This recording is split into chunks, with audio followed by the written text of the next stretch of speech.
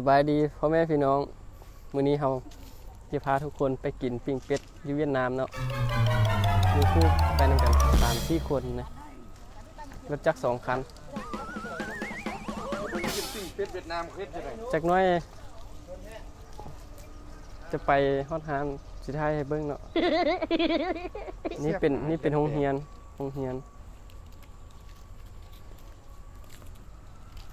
มื้อนี้อากาศก็บ่ค่อยเป็นใจเนาะมื้อนี้เนาะมื้อนี้ฟ้ามืดฟ้ามัวจังครับฟ้ามืดฟ้ามัวอากาศฝนตกฝนตกฝนก็บ่แม่นฝนแม่นน้ำหมอกจังได๋ฮู้แหละมืดแม่น้ำมอกงานเต้นงบนะมาดิดังงบน้ำไม่กล้าผมนี่สิได้กัน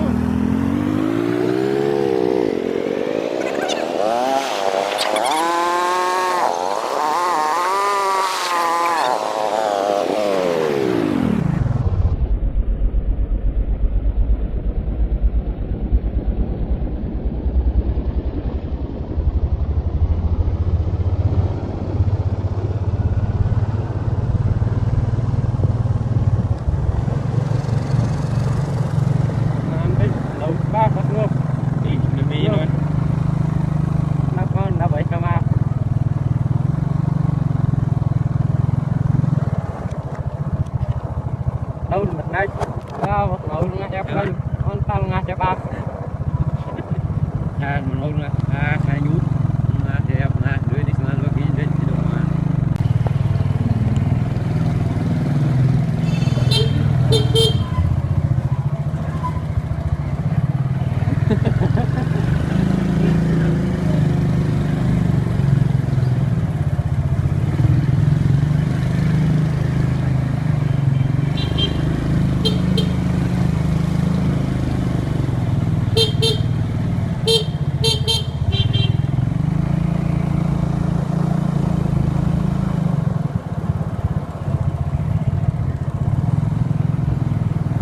โกสันนึงมันอันนี้นี่เงินอีกโกสันนึงมันหลังนั้นนี่เพื่อเห็นมันอยู่ไหนอ่ะ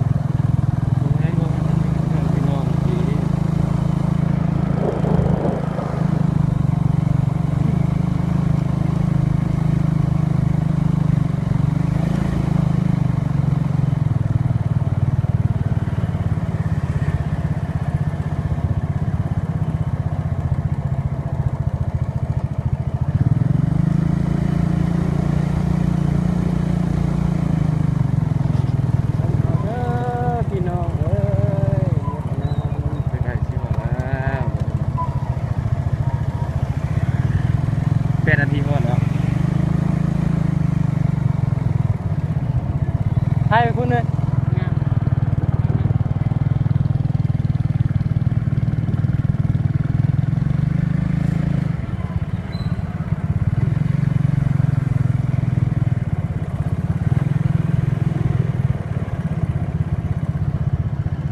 ฟ้ามัวแถวว่ายี่ผมถ่ายลงตั้งท้ายลงขวางเดี๋ยวนี้ผมถ่ายลงท้ายลงขวางท้ายลงตั้งมันภาพมันเต็มจอรับอะไรจีรับอะไรจีไม่ได้เลยนั่นบุกนี่ก็ได้แล้วเสียงลูกโป่งไหมเสียงลูกโป่งอะไรไหม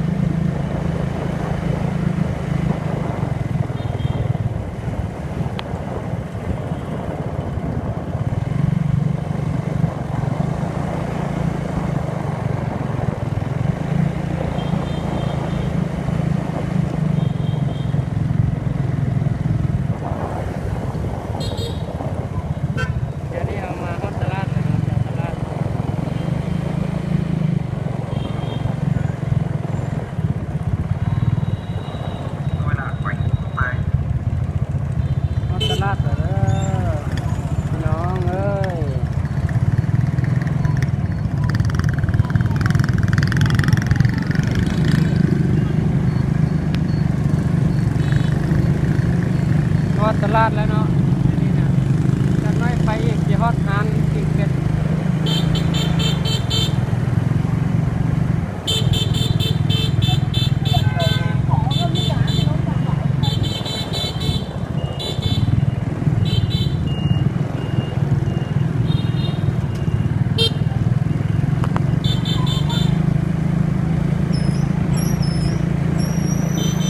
บ้าเลย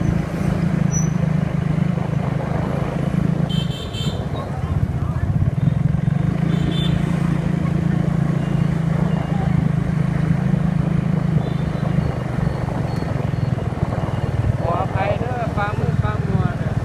วันนี้อากาศมันเป็นใจนะ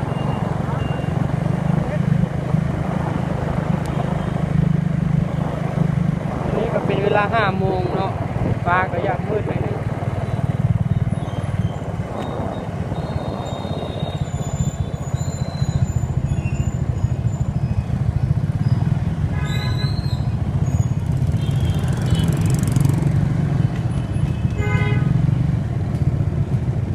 ลาด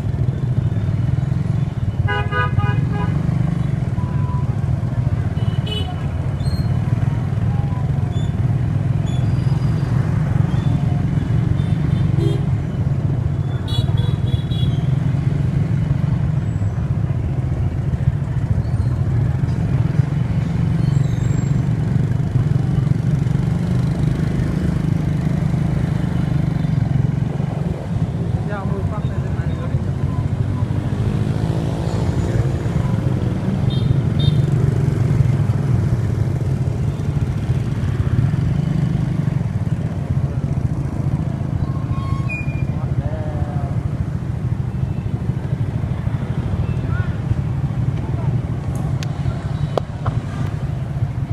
นี่เอาขอโทษแล้วเนาะ เขาจะแชร์อะไรจ้ะแชร์จะไปไหนเอาไปเอาเจอแชร์อะไร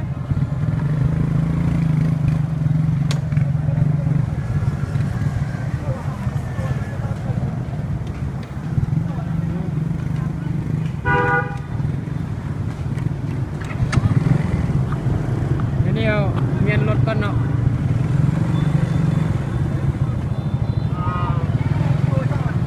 ว่าง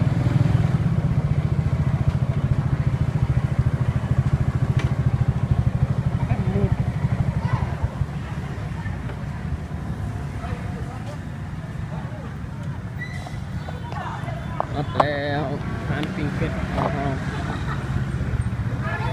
วิธีปิ้งเป็ดของเวียดนาม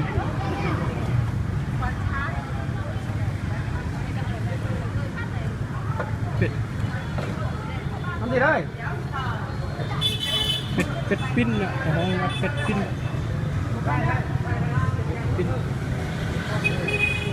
อันนี้แป้งมั่งเหรอพอได้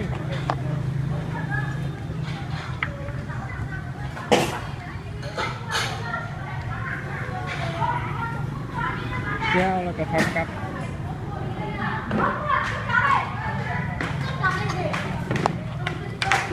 มากินข้าวสามัคคีปีก